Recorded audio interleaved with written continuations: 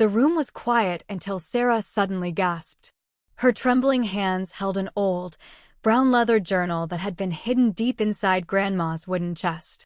The moment she opened it, everyone in the family froze. The very first page had a message written in Grandma's shaky handwriting. To my family, when you find this, I may not be here anymore.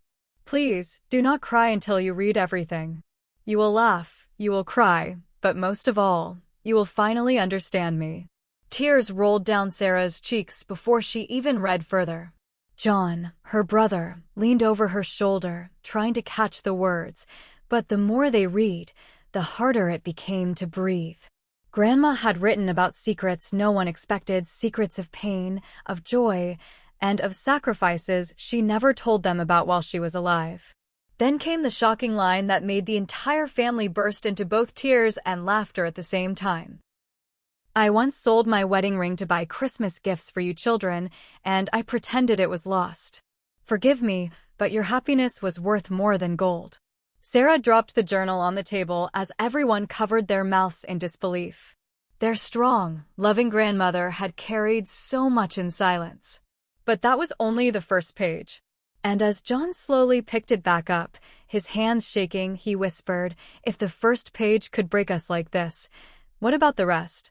The family gathered closer, their hearts pounding, as the secret world of Grandma's old journal began to open before them. It all began a week earlier, on a rainy Sunday afternoon. The family had gathered at Grandma's old house after the funeral.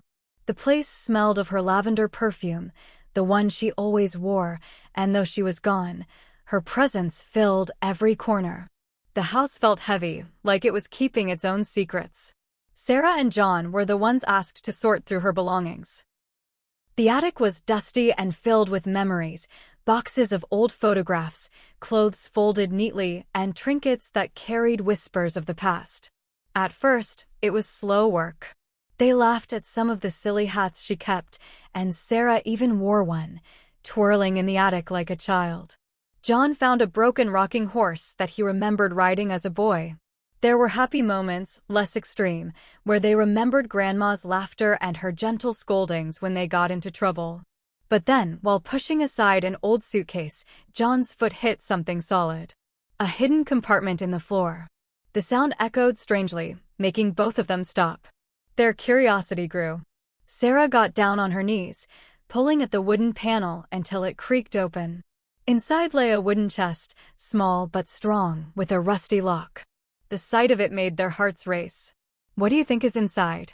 Sarah whispered. "Probably just old junk," John said, but his voice didn't sound confident.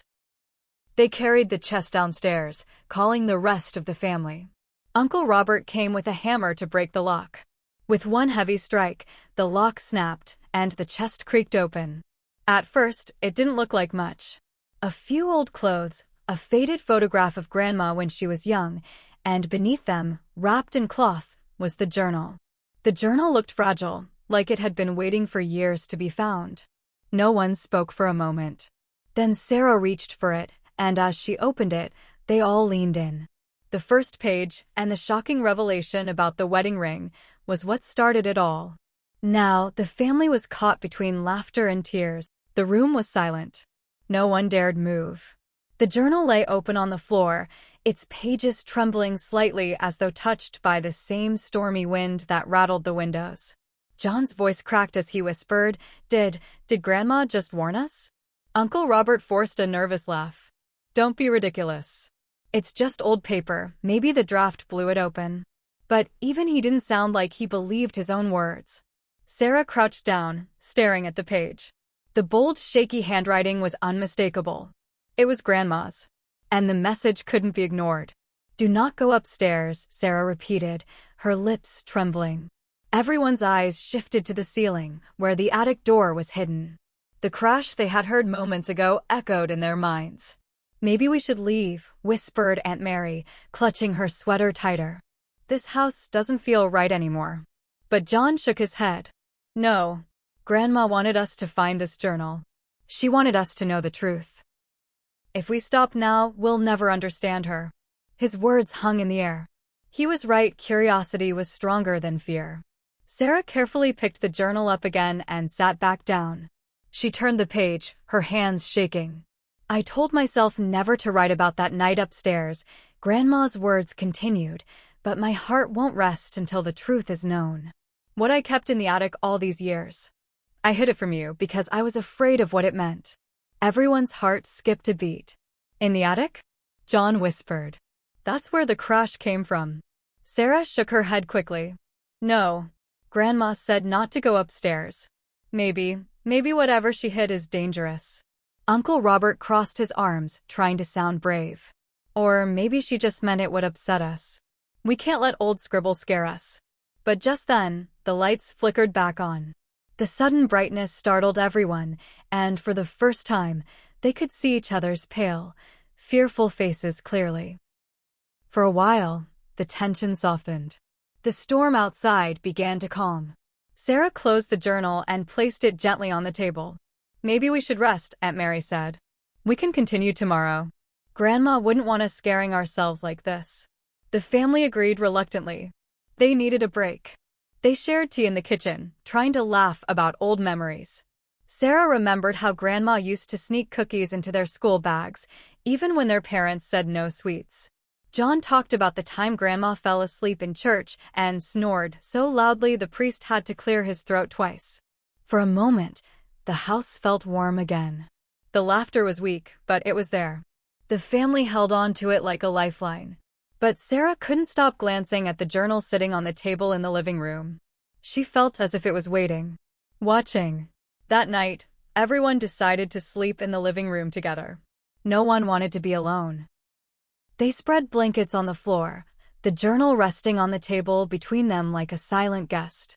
It was just past midnight when Sarah woke up to a sound. Tap, tap, tap. She opened her eyes slowly. The sound was faint but clear footsteps. Her heart raced. She sat up, looking around. Everyone else was asleep. The footsteps continued, soft but steady, moving across the ceiling, directly above them. The attic. Sarah froze. Grandma's warning echoed in her mind. Do not go upstairs. The footsteps stopped. And then, with a sharp creak, the attic door slowly opened by itself. Sarah's breath caught in her throat. She grabbed John's arm, shaking him awake. He sat up groggily, but before he could speak, both of them looked up and saw a shadow slowly descending the attic stairs. Sarah's scream caught in her throat, never making it past her lips. She clutched John's arm tightly as the shadow stretched down the wall, long and thin in the dim glow of the nightlight. Wake up! Wake up! John hissed, shaking the others. The family stirred, rubbing their eyes until they too saw it, the dark shape moving slowly down the attic stairs. Aunt Mary let out a gasp and covered her mouth. Uncle Robert jumped to his feet, grabbing the flashlight like a weapon. Who's there? He barked, his voice trembling more than he wanted it to. No answer. The shadow didn't stop. The air grew heavy.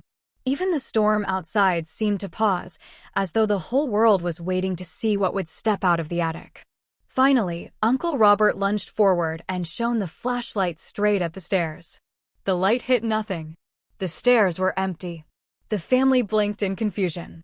The shadow had vanished. But the attic door was still wide open. Close it, Aunt Mary cried. For heaven's sake, close it. Uncle Robert climbed a few steps and slammed the attic door shut, locking it with trembling hands. He turned back, his face pale. See? It's nothing. Just our imagination. But no one fully believed him. Sarah picked up the journal again, desperate for answers. She flipped past the blank pages until she found where the writing continued. Her eyes scanned the words, and her voice shook as she read aloud. I kept something upstairs because I was too afraid to destroy it. It does not belong in this world, yet I could not let it go. If you ever find this journal, I beg you, leave the attic door closed. Her hands shook so violently she almost dropped the book. What did she keep up there? John whispered. No one had an answer. The room was filled with fear, but also curiosity. For the rest of the night, no one slept. They sat in silence, staring at the ceiling, listening for more sounds from the attic. None came. By morning, the storm had passed. Sunlight streamed through the windows, making the house feel a little less haunted. They tried to convince themselves it had only been a trick of the night. To ease the tension, they returned to sorting through Grandma's belongings. Sarah found a box of old photographs, grandchildren at Christmas, family picnics, birthdays. Looking at them made everyone smile through their tears.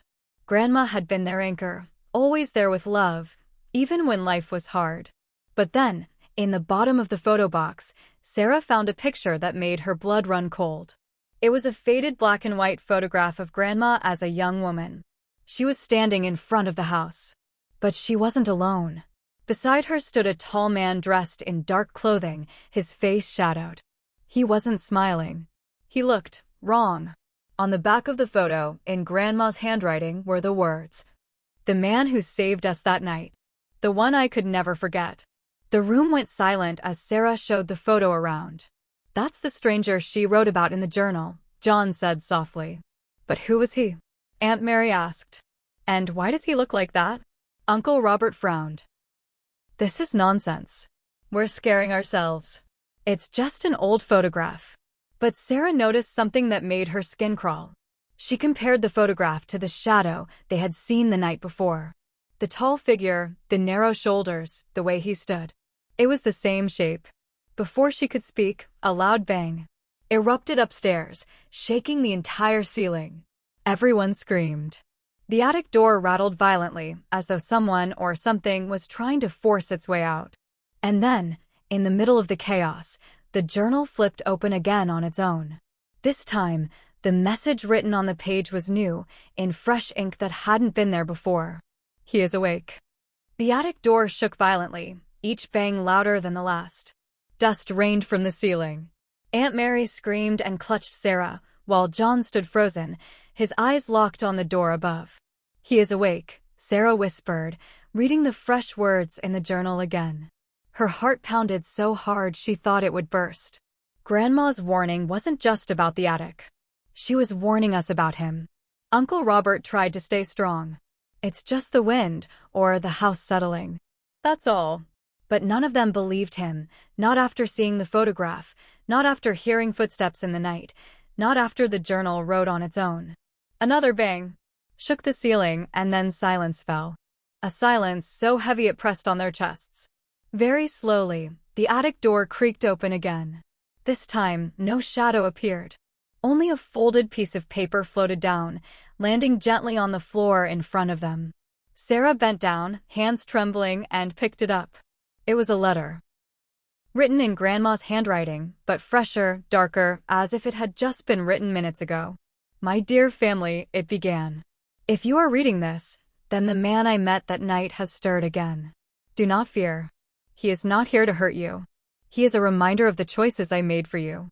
Tears blurred Sarah's vision as she continued. "That winter night, I had nothing. You were children, hungry and freezing. I left the house to beg, and that is when I met him, a stranger who offered me money for food and firewood. I did not ask who he was. I only knew he appeared when I needed him most. The price was simple. I had to keep his secret, to hide what he gave me in the attic, and never speak of him again." John's voice cracked. "What did she hide?" Sarah turned the page over. Attached to the letter was a small, folded photograph. When she opened it, she gasped. It was the same man in black, the stranger. But this time, he was holding a sack of food, smiling faintly. Behind him, little children, Sarah and John as toddlers, were asleep inside the house.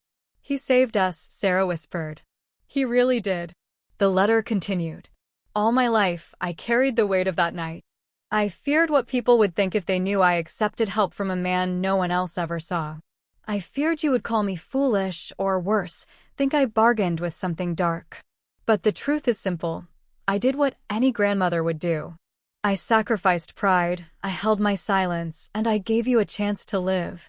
That is my only secret." Sarah broke down crying, the journal shaking in her hands. John leaned against the wall, covering his face. Aunt Mary sobbed openly, while Uncle Robert stood stiff, his eyes glassy. They weren't crying because they were afraid anymore. They were crying because Grandma had carried this burden alone for decades, out of love for them. But then, something strange happened. From the attic came a soft sound. Not footsteps, not banging, but laughter. Gentle, warm, and familiar. Grandma's laugh. The family froze, then slowly looked at each other. Tears turned into small, broken smiles. "She's here," Sarah whispered. "She's watching us." The attic door creaked shut on its own, and this time it stayed closed. The journal, resting on the table, flipped to its very last page. In Grandma's shaky handwriting were her final words. "If you found my journal, then you know my heart at last. Do not cry for me, my darlings. Cry because you loved me, laugh because we shared joy, and remember this, love is never wasted, even when it costs you everything." The family sat together, crying and laughing at the same time. They laughed at Grandma's silly sacrifices, like pawning her wedding ring to buy Christmas gifts, and they cried at the weight of her hidden pain. Hours passed, but none of them moved. The journal had given them something they didn't know they needed, the truth about Grandma's heart. And though the attic above would always feel mysterious, they no longer feared it. Because they finally understood. Grandma's love was the only thing that had ever haunted that house. Life lesson. Sometimes the people we love carry silent burdens just to protect us. They may hide their sacrifices, their pain, or their struggles, but it doesn't mean those sacrifices were small. True love is measured not in what is shown, but in what is given quietly, without asking for anything in return. Don't forget to like, comment, and subscribe for more touching stories that inspire and heal hearts.